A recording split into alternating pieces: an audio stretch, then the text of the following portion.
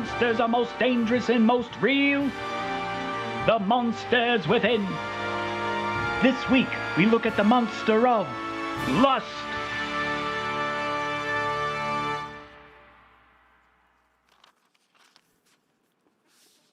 All right, good morning. How's everybody doing today? How about that intro? Great to see you all here. My name is Shawn. I have the opportunity to be one of our teaching pastors around here. I want to say a very special welcome to those of you joining us at one of our locations, or also those of you joining us online. We see you as a part of the Willow family, and we're great to all be together in whatever way you're experiencing our weekend service.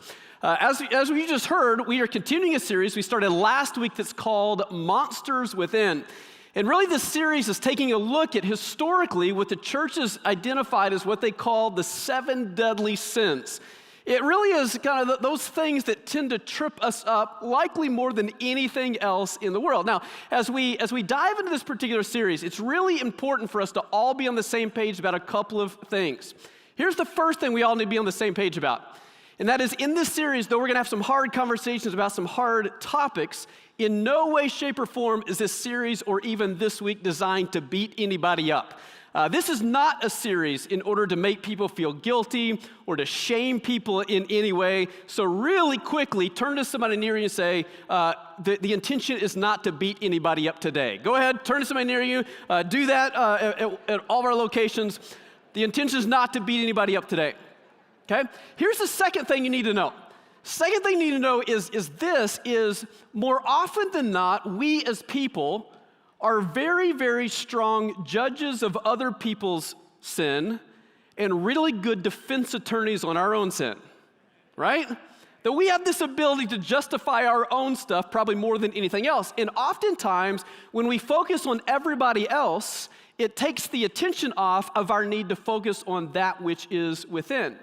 And so this week, and really every week of the series, here's my encouragement to you, maybe my challenge to you, is that whatever you hear, I would encourage you to not try to apply it to those in your life or those around you, but instead to really take a deep look within.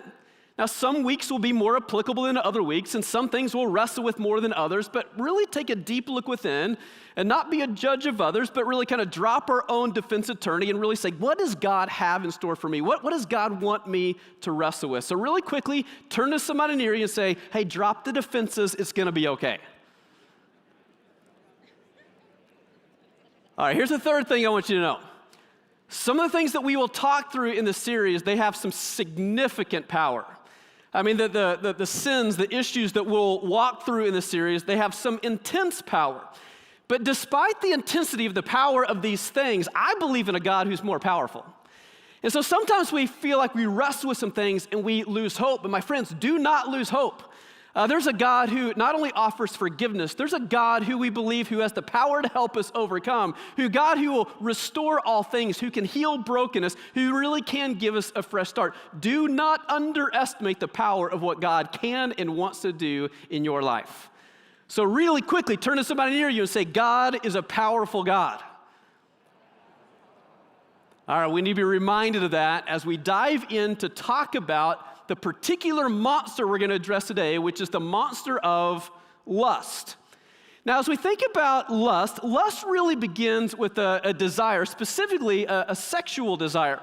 Now, what's unique about lust when compared to all the other 7 deadly sins is it's very unique in this way. It starts with a desire that's actually from God. Sexual desire is actually from God. It's actually created by God.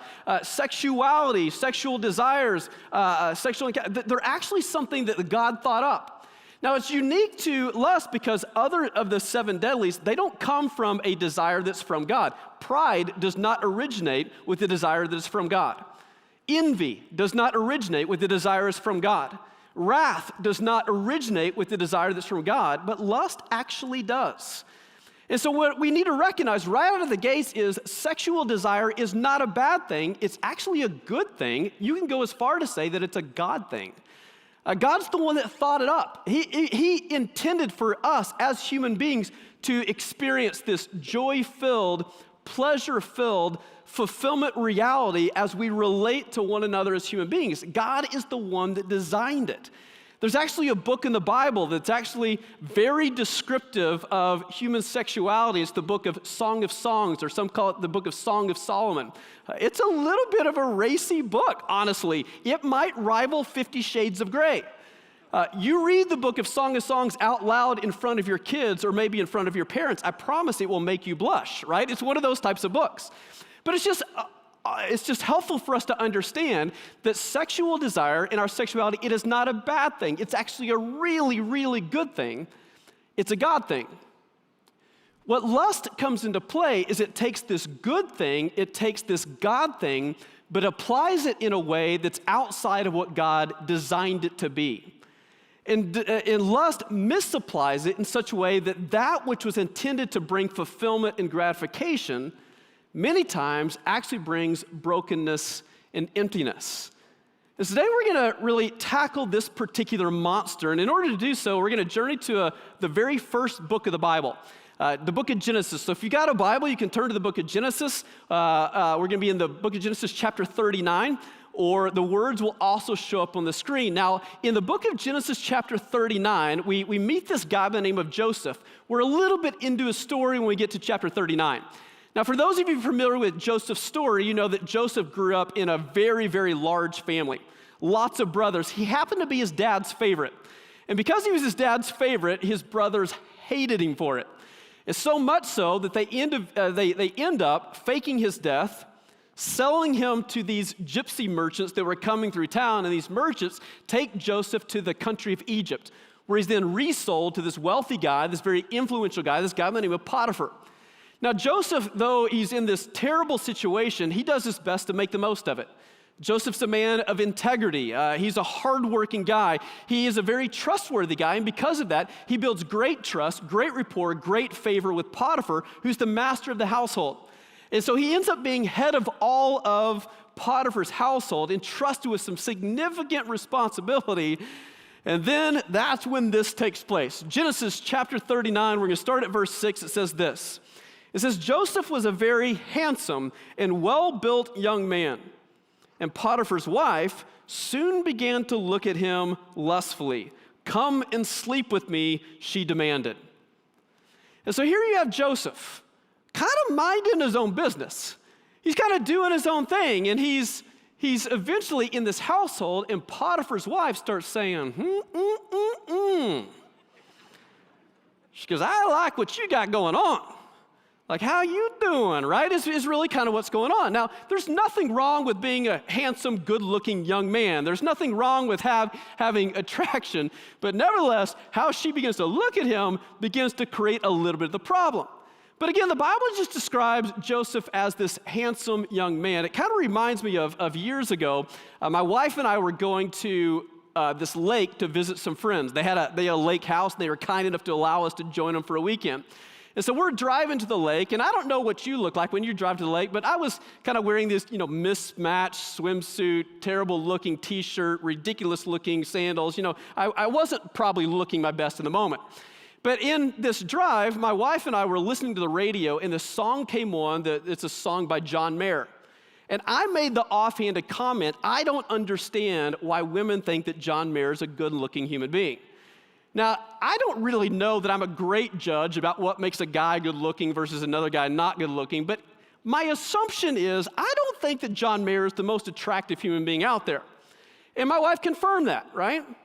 But then she quickly said, but he plays guitar. I'm like, what does that have anything to do with it? She says guys become instantly better looking the moment that they can play the guitar and sing. And I was like, that's not fair if that's true. And so I was like, let's just take this conversation a little bit further, okay? So scale of 1 to 10, good-looking scale. John Mayer without a guitar, what is he? My wife thought about it for a moment. She says, he's probably about a 6. I'm like, okay. Put a guitar in his hands, let him start singing. What is he then? And without hesitation, she goes, he's a 10 for sure. Like, really? That's just shocking to me that the guitar playing ability and singing can earn you 4 points on the good-looking scale. Now, I should have stopped the conversation right there. But I decided I was going to press it a little bit further. And so I said to my wife, okay, well, where am I at on this scale?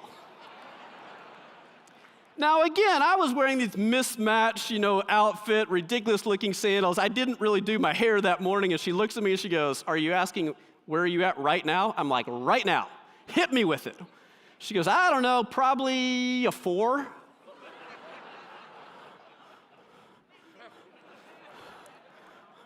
Okay, I'm a 4.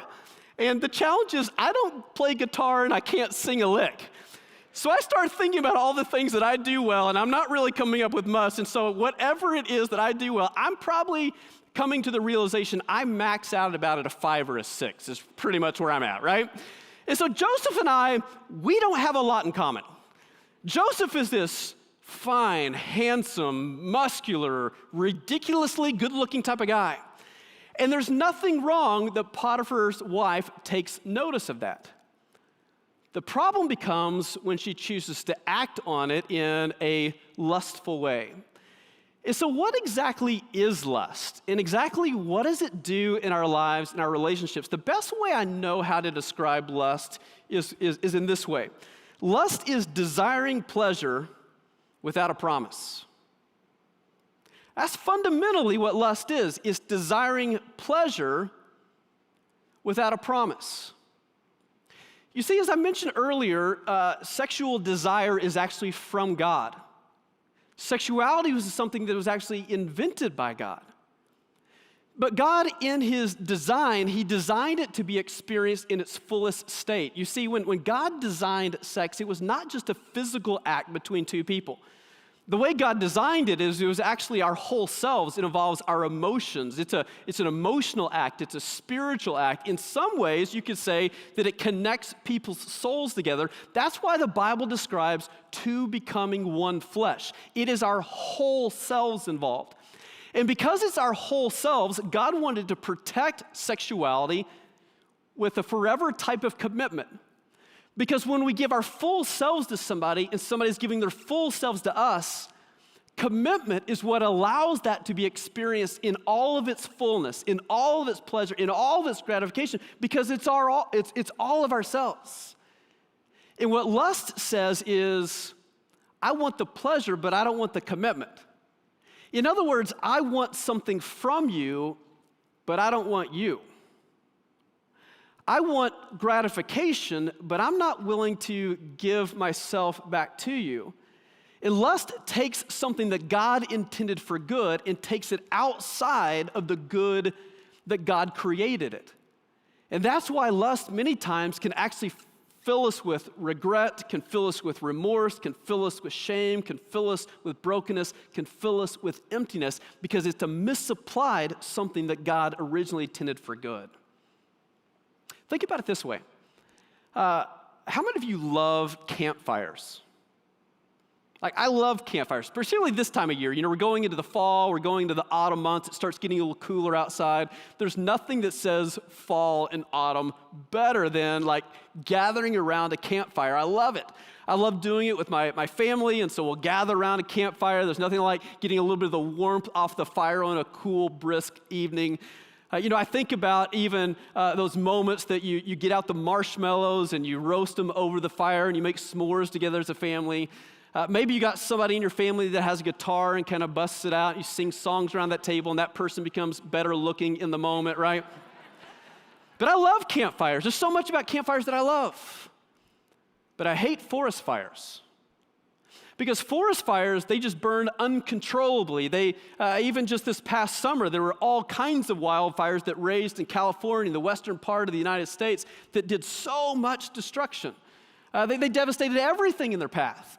Burned up hundreds of thousands, if not millions of acres of land. People lost their homes. They lost their businesses. Some people lost their very lives. What's the difference between a campfire and a forest fire? A boundary. If you think about a campfire, it just exists within the confines of a boundary. It's in a fire pit, or maybe there's a stone boundary that prevents it from doing anything destructive. When experienced within the boundary, it's so good, it's so meaningful, it's so fun, it's so fulfilling. But outside of the boundary, it can be incredibly devastating. In many ways, that's the way sexuality functions as well. Within the God-given boundary, it is beautiful, it's amazing, it's fulfilling, it's gratifying, it pulls people together. But lust wants to take that which God intended for good and take it outside of the boundary. And lust takes us to one-night stands, to extramarital affairs, to pornographic or explicit websites. And it's in those moments that we find the brokenness, the shame, the emptiness. The challenge is, lust is why pleasure sometimes feels so empty. Because lust is pleasure without commitment. And there's this interesting interplay between what I would call lust and love. God designed it to be experienced in love. And so if that's the case, here's the second piece we got to wrestle with. We have to be people who are willing to move from lust to love. To move from lust to love.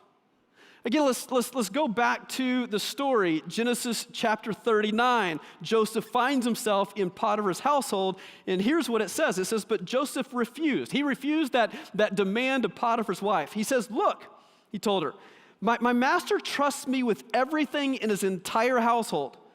No one here has more authority than I do. He's held back nothing from me except for you, because you are his wife. I mean, how could I do such a wicked thing? It would be a great sin against God. What Joseph does in the moment is he chooses love over lust. What I mean by that is there are things that he chooses to love more. He chooses to love Potiphar more. And out of his respect for Potiphar, he makes a very different choice. He chooses to love God more. Maybe you could say in this situation, Joseph was not a married guy, he was a single guy at the time, but maybe he chose to love his future spouse more. He chose love over lust. And it's the journey that allowed him to experience far greater fulfillment in life, and certainly also even in this moment. But how do we make that type of journey? Particularly when lust becomes this monster within, how do we begin to make the journey from lust to love? What I'm going to suggest to you, or maybe challenge you with, is a very difficult step to take. And that is, more than anything else, lust has to be brought into the light. And what I mean by that is, probably more than any of the other 7 deadly sins, lust loves the secret. It loves to hide. Because there's so much shame that gets attached to lust that we don't want anybody to know about it. So if I'm struggling with an addiction to pornography, or if I had some sort of relationship, even if it was just emotional in nature with somebody who's not my spouse, what we tend to do is we want to hide that as much as we can. The challenge is sin typically breeds in secret. But sin doesn't do very well when it's brought into the light. And so one of the challenges, or one of the steps that we have to take to move from lust to love, is begin and be willing to bring things into the light. Because sin has a hard time existing outside of secret. And so if I'm wrestling with some sort of pornography addiction, am I willing to share that with my spouse? Am I willing to share it with a trusted friend? If I've had some sort of a relationship with somebody who's not my spouse, whether that I'm a single person or not a single person, am I willing to bring a trusted friend into it? So they know about what's going on. They know the decisions I make. They know the desires that I have. Am I willing to bring it into the light? Because when I bring it into the light, sin loses some of its power. And it allows me to begin to think a little bit more clearly about it. It allows me to have far greater success in this particular area. But when we avoid it, when we tend to hide it, when we choose to ignore it, it can have all kinds of devastating consequences in our life. In order to kind of illustrate this point, we created a video. I want you to lean into the content of this video. Here it is. It was my day off. This day was my day, and nothing was going to stand in the way. What did I have planned? Absolutely nothing. Just sit on the sofa and relax, and it was going to be glorious. But while I was relaxing, out of the corner of my eye, I saw something terrifying. It looked like a giant spider darting across the wall. It freaked me out. After I got over the initial jolt of adrenaline, I realized what it was. You see, we had a large light fixture that was hanging down from the ceiling. There wasn't a giant spider crawling across the wall at all. There was a tiny little spider that had gotten inside the light. It was that tiny spider that cast such a huge shadow. Now, taking this light fixture down and getting the spider out was going to be a big ordeal, so what did I do about it? Nothing. I just went to bed. The next morning, when I woke up, I was shocked by what I saw. The light was filled with the largest, thickest, most disgusting spider web I had ever seen. All night long, that spider was hard at work taking over every last inch of that light fixture, and in the morning it was almost unrecognizable. Now I had a total mess on my hands, and I had no choice but to deal with this much bigger problem. This isn't just a story about a spider. This is also a story about sin. Isn't that the way that sin works? We often convince ourselves, well, it's not that big and it's not that bad. I'm just going to leave that tiny little sin in that part of my life and maybe it'll just go away on its own. But when we leave sin in our life unchecked, it never just stays there. It grows and grows until before you know it, that web of sin has taken over everything. The Bible tells us, be alert, be on watch. Your enemy, the devil, roams around like a roaring lion, looking for someone to devour. Be firm in your faith and resist him. Maybe you already know there's something in your life you need to run from. The good news is the Bible also says, resist the devil and he will flee from you. Maybe there's nothing else I need to say. You might know there's something in your life you need to deal with. Maybe you have a huge mess on your hands, or maybe you've just let something small into your life and you haven't bothered to deal with it. Perhaps now is your chance to deal with it. Someone told me a long time ago that there's no healing in hiding. That it's impossible to heal from a wound that we're unwilling to admit that's there. But take hope, my friends, there is healing beyond the hiding.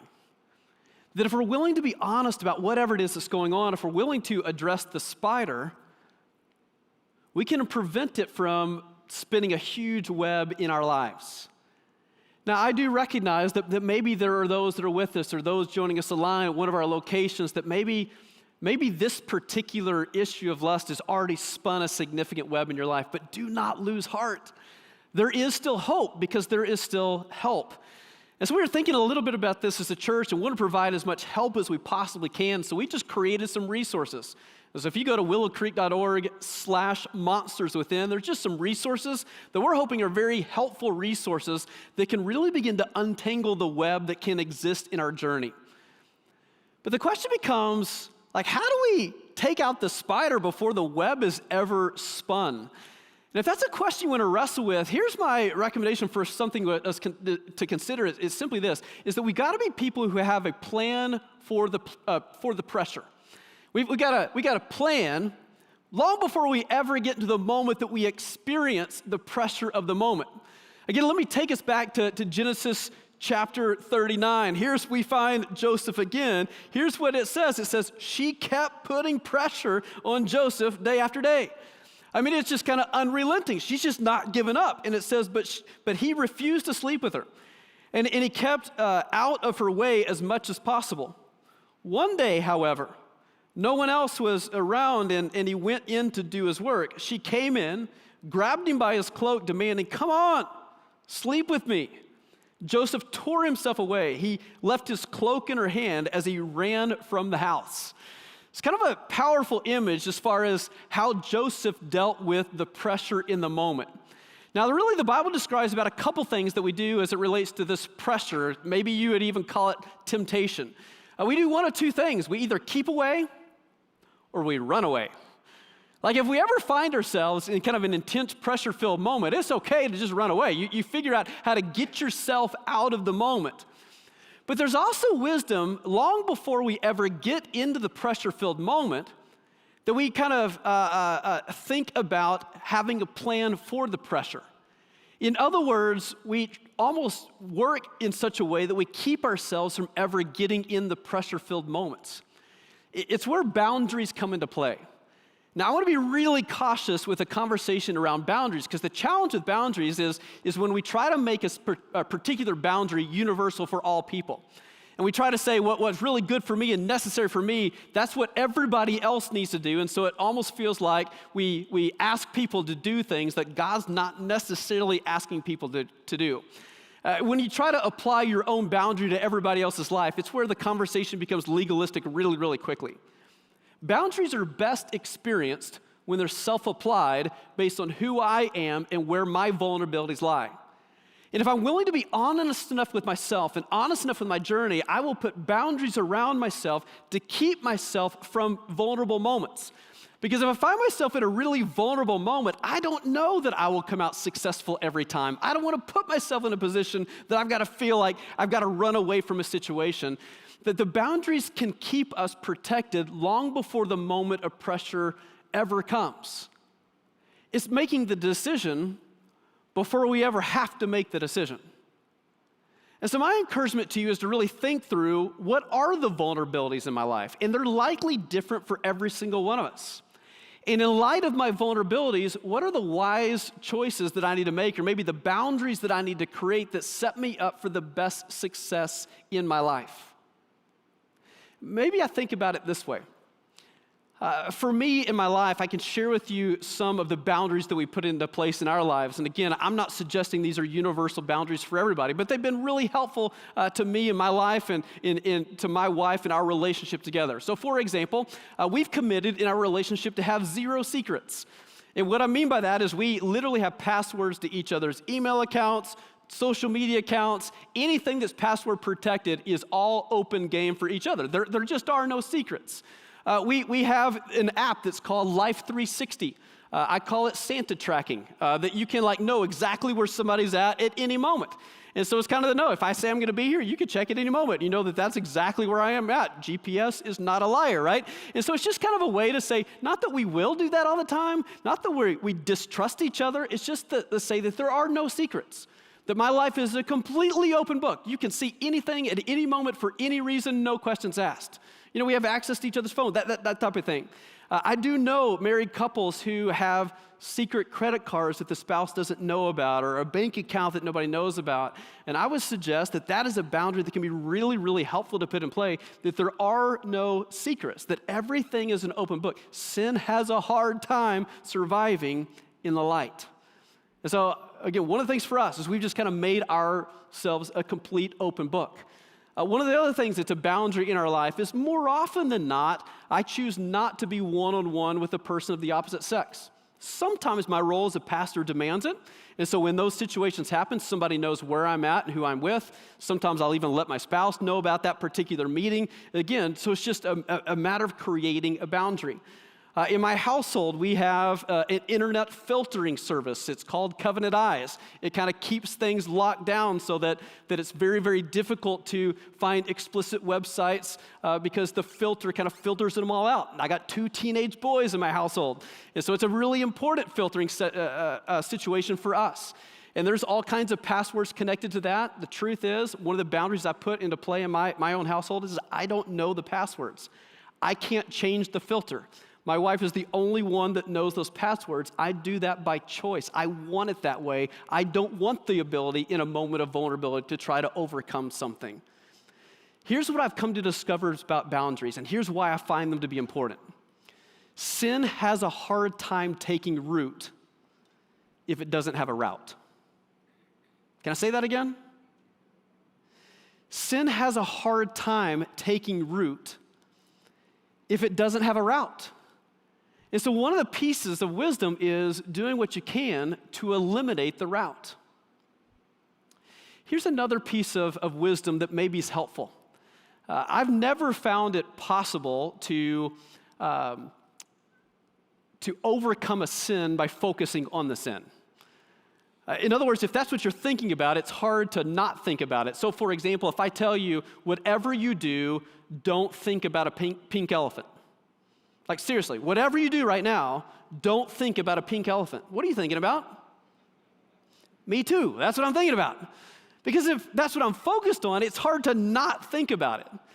And so what the Bible describes is it's not about a focus on not sinning, it's about turning our thoughts on who we want to be or turn our thoughts somewhere else. Paul writes this beautifully in the book of Philippians. He says this about our thoughts. He says, fix your thoughts on what is true and honorable and right and pure and lovely and admirable. Think about things that are excellent and worthy of praise. So it's not about thinking about not sinning. It's about thinking about who I want to become. It's about thinking about my spouse, or if you're single, it's about thinking about my future spouse. It's about putting my thoughts on God or the things of God. It's about pointing my thoughts in a whole different direction. Here's the deal. For some of us, this is one of the monsters that we struggle with. But can I encourage you in this way? If you're struggling, it means you're not defeated. Because if you're defeated, you're completely surrendered to whatever the thing is. And so that just the fact that you're struggling says that there's hope. Just because you're struggling says that there's opportunity to experience something different. I mean, lust is the reason why pleasure oftentimes feels so empty. But love is the power to make you whole again. My friends, there is a God who's radically in love with you, who despite what you've done or what's been done to you, is for you, is with you, who has the power to help you overcome. I started this whole conversation with a couple things that are really important for us to keep in mind, right? Because so often with a topic like this, it's just really all about guilt and shame, and I don't see God as a God of guilt and shame. And sometimes with a conversation like this, it really becomes of us feeling like we're less worthy or we lose value. And I think it's very important to remember this truth. Real quickly, somebody help me out. What is this?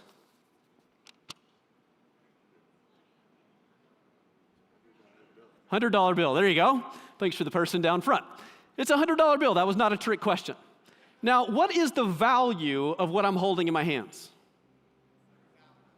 It's $100. Again, not a trick question. What happens if I crinkle it up? What happens if I spit on it?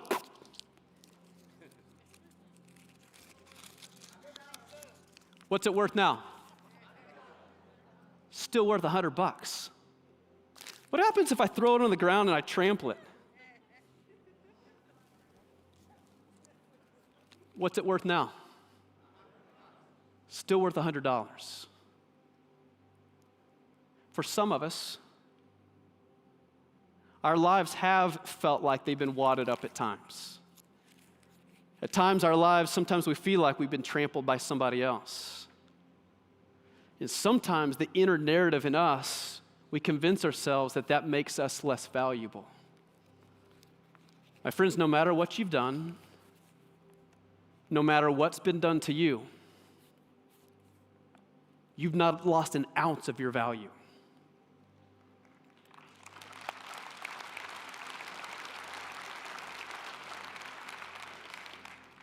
God loves you as much today as the day He thought you up. This conversation's not one about guilt and shame. It's just the recognition that we have an enemy who wants to take every good thing that God wants to have for us to have in our life. And if we recognize that we have an enemy, we have an enemy that wants to take things from us, we also recognize there's a God who's given us an out, a second chance, a new beginning, a new start. There is help.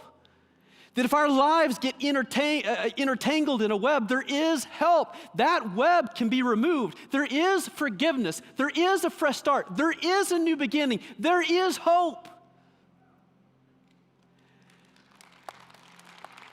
And that spider can be addressed to where it doesn't continue to spin things in our life. Lust is the reason why pleasure feels empty, but my friends, love has the power to make us whole again. Will you lean into a God who wants to make you whole again? Will you lean into the hope that comes through his son Jesus? You've not lost an ounce of your value. You are wholeheartedly, unequivocally, unconditionally loved by our great God.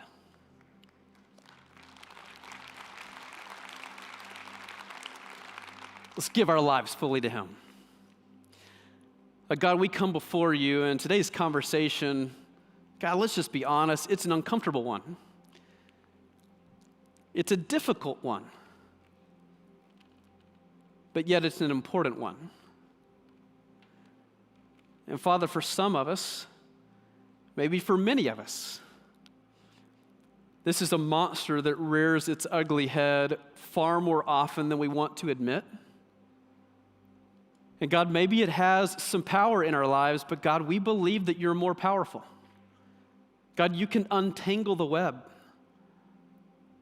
God, that you can replace the emptiness with fulfillment. God, I just ask that we would take the gift that you've given us in sexual desire, in sexual intimacy, and God, that we would experience it within the boundary of marriage that you created for it to be experienced. And God, through it, that we might find fulfillment, find hope, find meaning, find wholeness that comes from you. We love you, God. We say thanks for your hope, your grace, your mercy that's found in Jesus. We pray that in his name. Amen.